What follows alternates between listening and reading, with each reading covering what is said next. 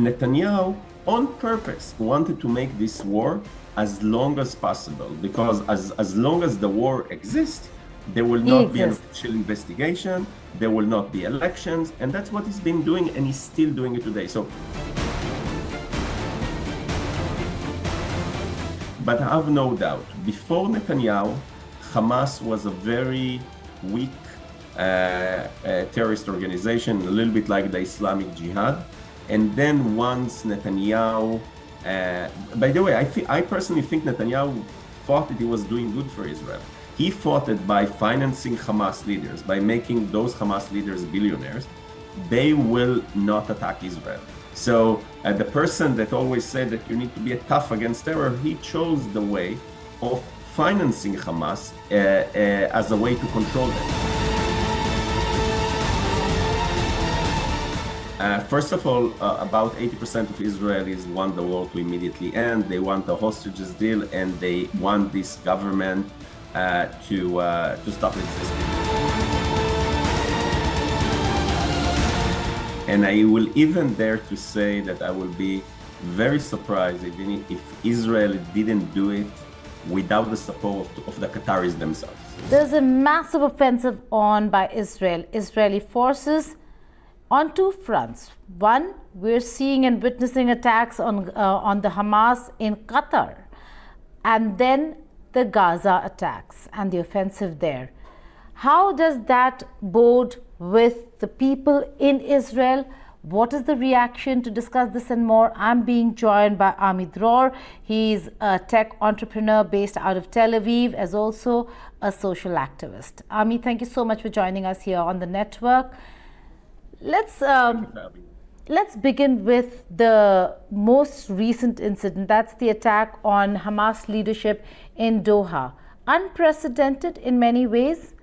The fact that Qatar has been breached, Netanyahu comes out and says America is not involved. They knew nothing about the operation. But what's your assessment and reading of what just happened?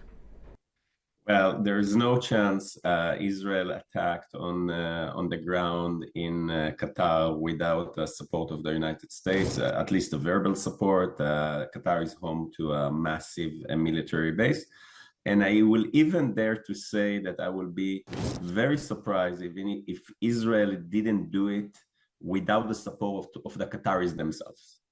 And I can try to explain why. Please do, Ami, because I've been looking at all your posts, and it's very interesting. You've put it in perspective in a way that not many people read. So please do explain to us what you mean when you say not just America but Qatar as well. So if you go back to October 7th, the main financer of Hamas, the main financiers of the Hamas terror was Qatar. And it was a deal between Benjamin Netanyahu, the Prime Minister, and the Qataris. Not only Benjamin Netanyahu asked Qatar to finance Hamas, he prevented any attack on the Hamas leaders in Gaza more than 6 times that such attack was requested by the Israeli Defense Forces, and he refused. He also allowed Hamas to receive the money in cash suitcases and close a unit at the Mossad that was supposed to find the financing of terror. Therefore, both Netanyahu and Qatar have a massive issue cleaning their brand after being the main supporters of Hamas or the main financiers of October 7th. So if you looked through the last 2 years, we've seen Netanyahu and Qatar trying to clean their name. Netanyahu is even in a deeper problem because almost all his closest advisors working from within the Prime Minister's office were receiving money from Qatar, running campaign for Qatar from the Prime Minister's office, which is something that is being investigated right now in Israel by our security forces. It can be defined as treason of the highest level, and we're still trying to find out how much Netanyahu knew about it or not. So when the involvement of Qatar and Netanyahu in helping Hamas, and I know it sounds insane, but that's the fact. It does.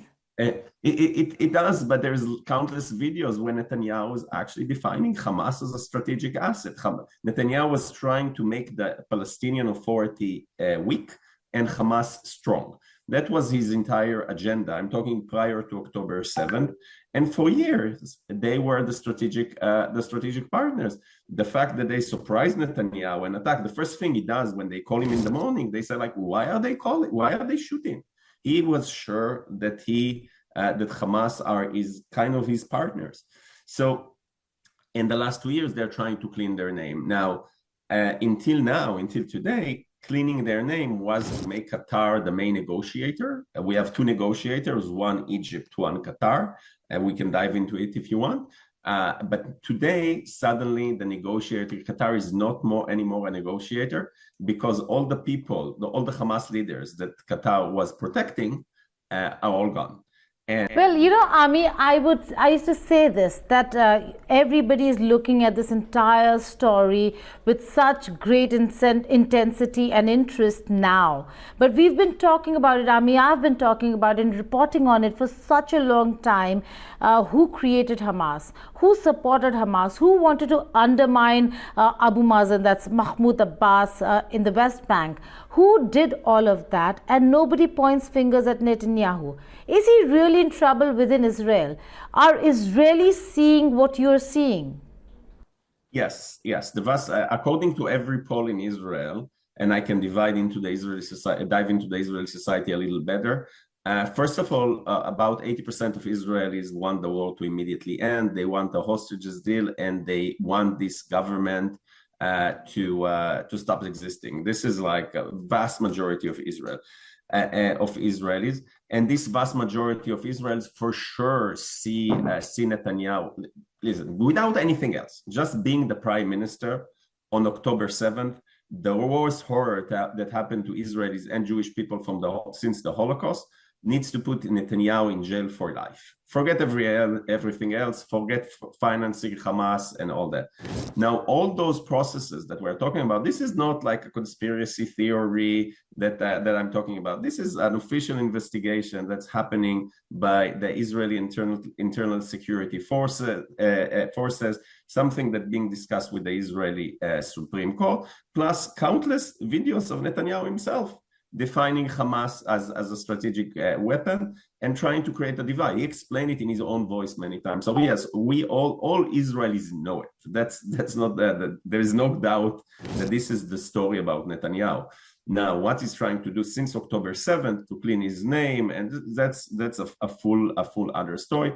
But I have no doubt, before Netanyahu, Hamas was a very weak terrorist organization, a little bit like the Islamic Jihad.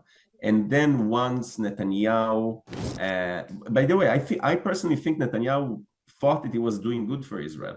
He thought that by financing Hamas leaders, by making those Hamas leaders billionaires, they will not attack Israel. So the person that always said that you need to be tough against terror, he chose the way of financing Hamas as a way to control them. He didn't realize that they were doing a trick to him, and while he thought that they are playing the game with him, they actually build the tunnels, build an army, and attack Israel. So they fooled him. I don't know if Qatar was part on the Hamas side, so helping Hamas to fool Netanyahu, or maybe Hamas fooled both Qatar and Netanyahu. We don't know. But for sure, Israel was fooled and Netanyahu was fooled.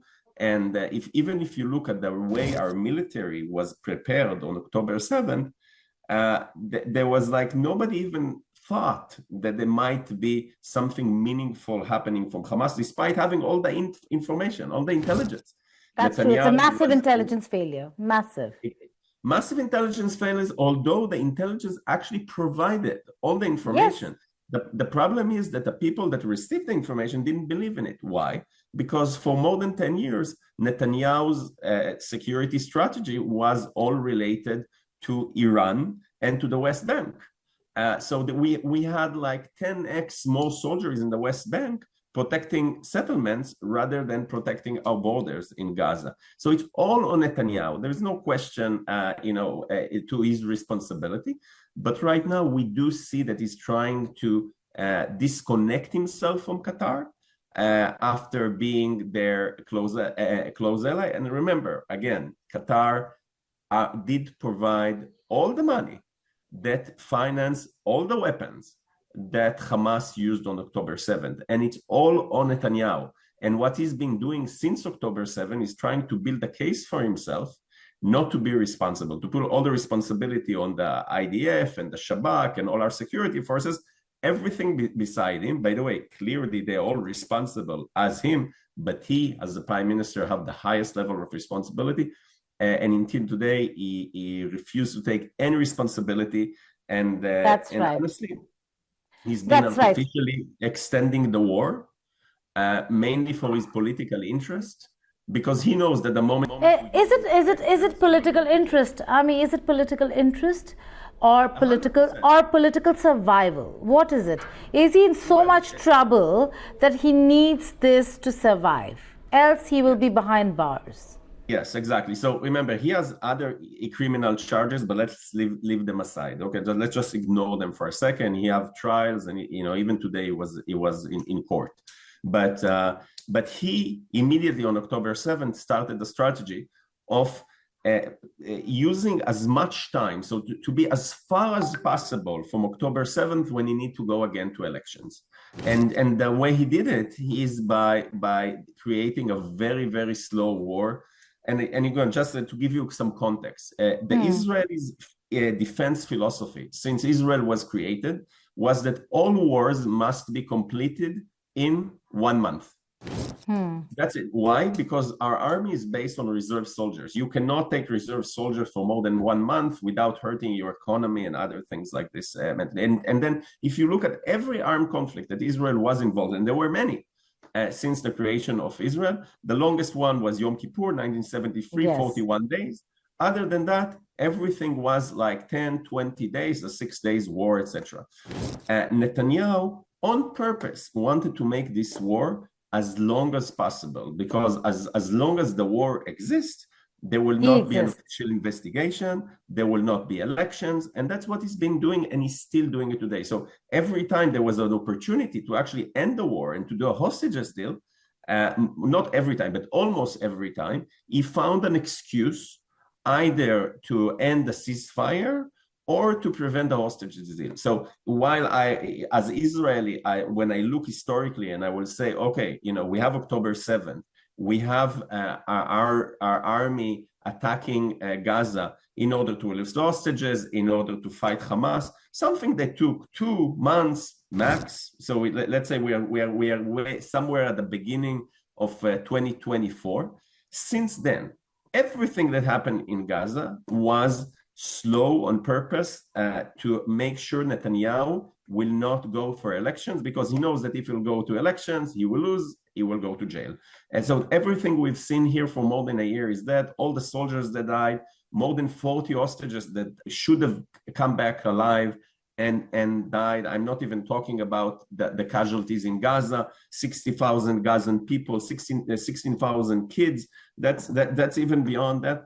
All 100% for the survival of Netanyahu and his government, and that's a real tragedy. And sadly, the international forces that's supposed to stop it are too weak to do that. Well, we'll talk about Gaza and we'll talk about the hostages, but before that, would it be a stretch to say that Netanyahu created the Hamas in the way it exists or it existed before the October 7th attacks?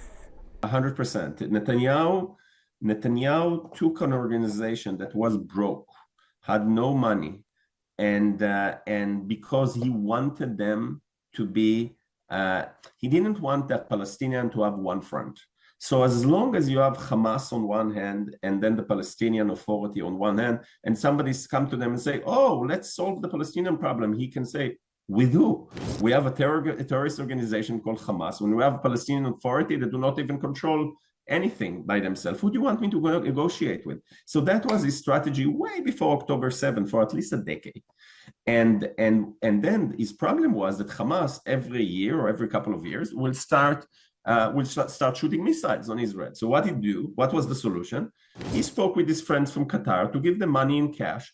So they got the money in cash and they didn't shoot. What did they do with the money? They bought weapons, dig tunnels, and build an army. So yes, Netanyahu and his government, of course, not alone, but he's the strategy behind it, are responsible for the creation of this Hamas army before October 7th.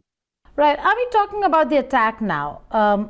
America does not know is what Netanyahu says, and we do recognize the fact that Israel cannot move without informing Washington. But Qatar, how does it sit with Qatar to be informed that their territory will be breached, or they were not informed, and that their territory was breached? In such a scenario, what could the response be? Because we're looking at a very important country in the region. Yes. So first of all, we don't know, right? I don't know what is the level of Qatar. So I can just give you two scenarios.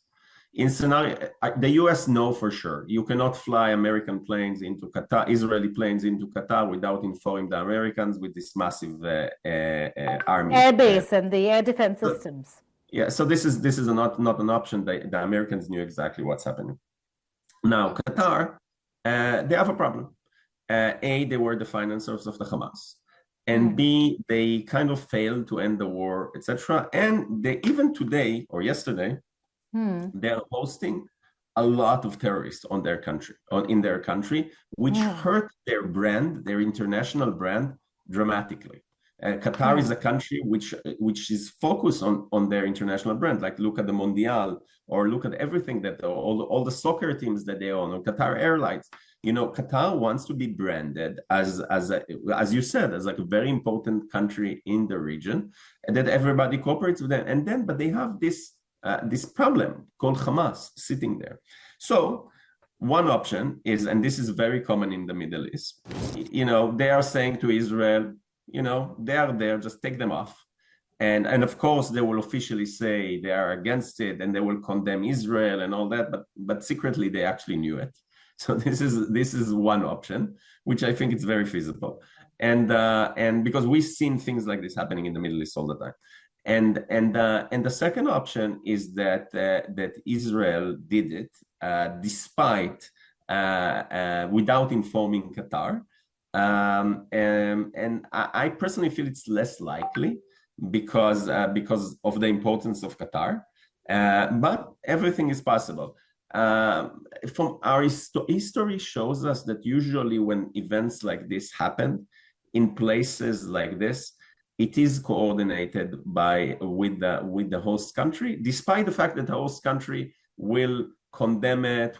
I'll tell you even more than that. You know, remember the war between Iran and Israel?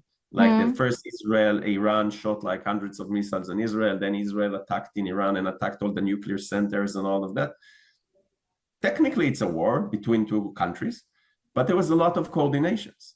So, for example, when Iran shot their missiles on the first round, we kind of knew that they are all targeting the desert and military base. We knew it as Israelis. And then when the US attacked Iran, the Iranians knew that they are about to attack Purdue and the main nuclear centers. They prepped for a couple of days during the nuclear centers for attack. So did they officially know? Did the Americans tell them we will attack you on November 7th? Probably not. But definitely they got enough for them to evacuate. Exactly. So I would assume that Qatar either knew exactly or even helped, or worst case scenario, they were just informed that Israel is planning something like this. Those are two scenarios. I cannot imagine Israel attacking in Qatar and surprising the Qataris, especially that we know that Netanyahu and all his closest aides were in such good connection with Qatar. The closest aides working, technically, getting money from Qatar. And Netanyahu, we don't know if he got money from Qatar personally or not. That's to be investigated. But for sure, we know that he's the person that facilitated all their moves in the region. Hence, I find it very hard to imagine that there was no coordination at all. Ami, I've seen your posts. I've been looking at how some sections within Israel are outraged with what is happening. They've been asking for Netanyahu and his administration to focus on the release of hostages, but they're going on and going ahead with the complete decimation of Gaza.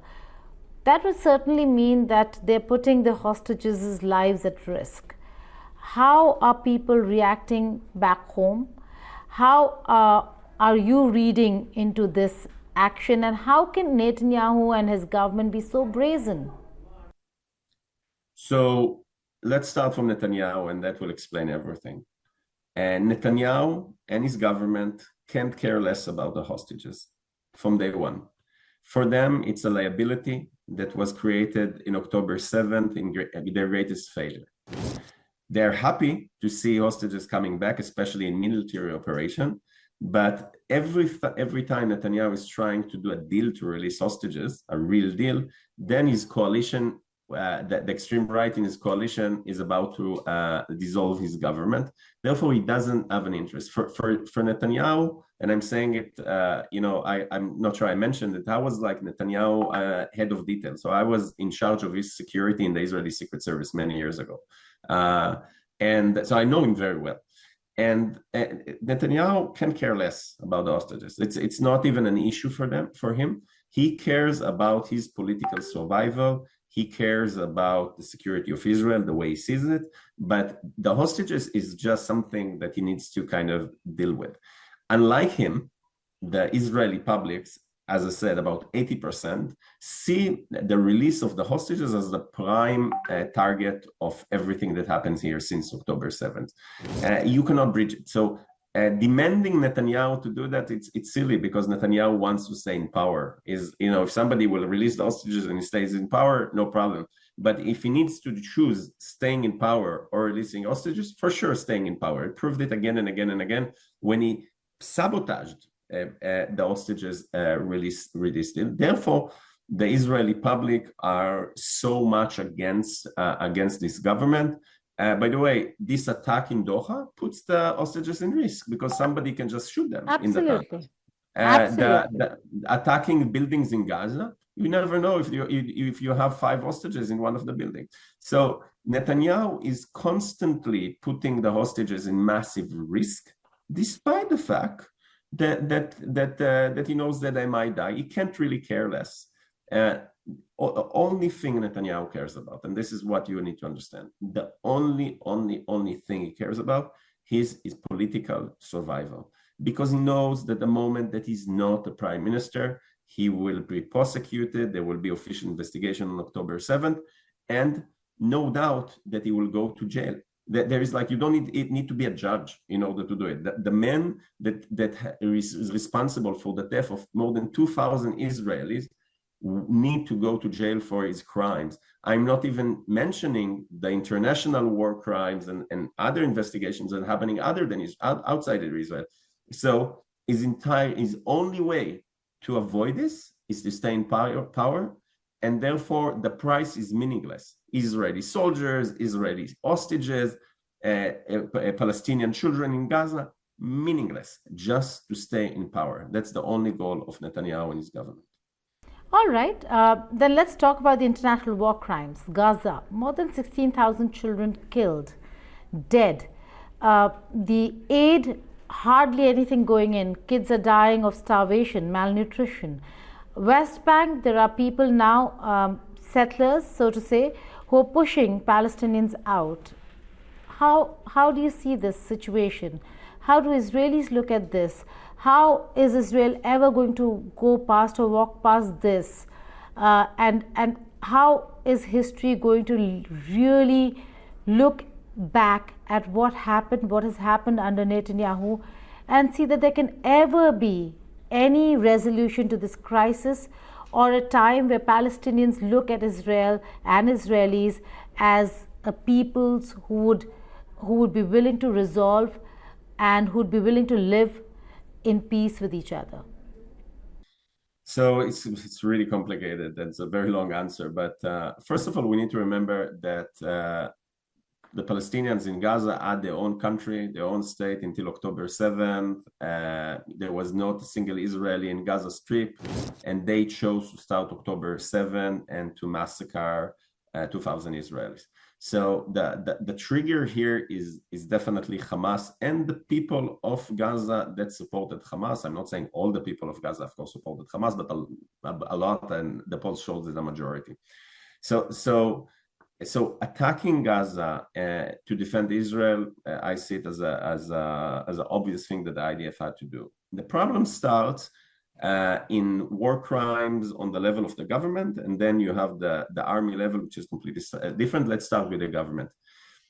When our ministers, some of our ministers are saying things like, we should deport all the Palestinians or kill all the Palestinians or not allow the Palestinian to have any food, etc., they are calling for war crimes.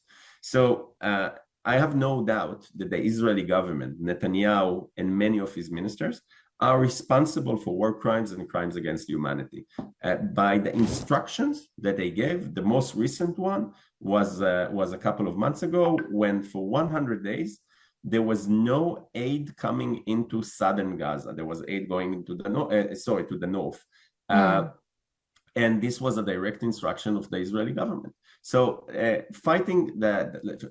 far as I'm concerned, Netanyahu and most of his senior ministers need to go on trial for war crimes. I seriously have no doubt about it. Then what you have something that happens on the army level. This is not organized, but we saw it in other places like in Vietnam, etc. The problem when you have soldiers that are sitting in a useless war for so many months, there are events that are you can consider them as war crime. This is something that the Israeli authorities and our courts, as long as they are free, needs to investigate and deal with it. The goal there is definitely not that. Actually, I would say that if you compare the IDF actions in Gaza compared to the actions of the Americans and the Brits and the French in Iraq, for example, the IDF is way more cautious, let's call it, warning people, moving civilians and stuff like this. But when you're sitting for 2 years in one of probably the crowdest place on earth, and you get to such an insane the damage, again, as you say, 60,000 people dead, 16,000 children dead. This is not proportional anymore. And this should stop, especially that when the IDF, when our army says that they finished everything they had to do in Gaza.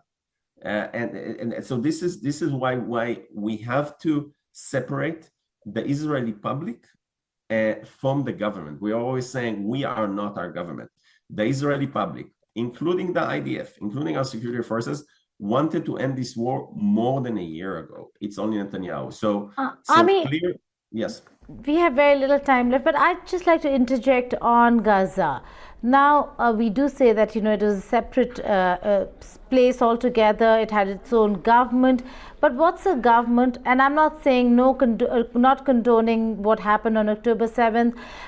Certainly, Hamas should not be allowed to exist in the manner and form in which it is. But who talks about freedom of people if it was a different state altogether? Their entry and exits were monitored and were controlled by Israelis, by the Israeli forces. There's a reason why Gaza was called the largest open prison. Nobody could just get in and out of Gaza on their own. If they were their own people, had control, then they should have had complete control. Is the reason why this problem really exists. And a lot of people talk about Hamas using civilians as human shields, but nobody was allowed to leave. I was there in Egypt at the Rafah border, and I saw the border completely closed. Food trucks right outside, not being allowed in, women inside and children not being allowed out. How does one justify this when you close an entire peoples and you bomb the daylights out of them? So you're talking about after October 7th, I assume. Yeah, but even before October 7th, it was not open for all. The borders have always been secured by Israeli forces. Well, so before October 7th, as you know, there is a border between Egypt and Gaza. There was Rafah crossing. Israel didn't control Rafah crossing. It was between Hamas on one side and Egypt on the other side. There were actually a massive amount of crossing. It was definitely not a jail. It has to be somebody that needs to have the approval of the Egyptian to come to Gaza, and Gaza to Egypt. Nothing to do with Israel. So the main border was actually nothing to do with Israel, and you can claim that Israel created an open jail when they have one side that's completely open to a country which is not related to Israel. More than that, even 3 days before October 7th, there were 30,000 Palestinians from Gaza that enter Israel every day to work. There was countless people, families from Gaza that were treated in Israeli hospitals.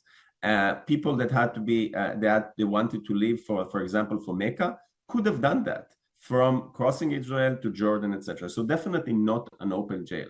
It was actually the relationship with Netanyahu and Hamas that managed it. And so defining it as such is simply incorrect historically. After October 7th, it's a different story. I'm not even touching it. But if you look at the future, right? There were also agreements between Israel and the Palestinian Authority. The Palestinian Authority got Gaza from Israel.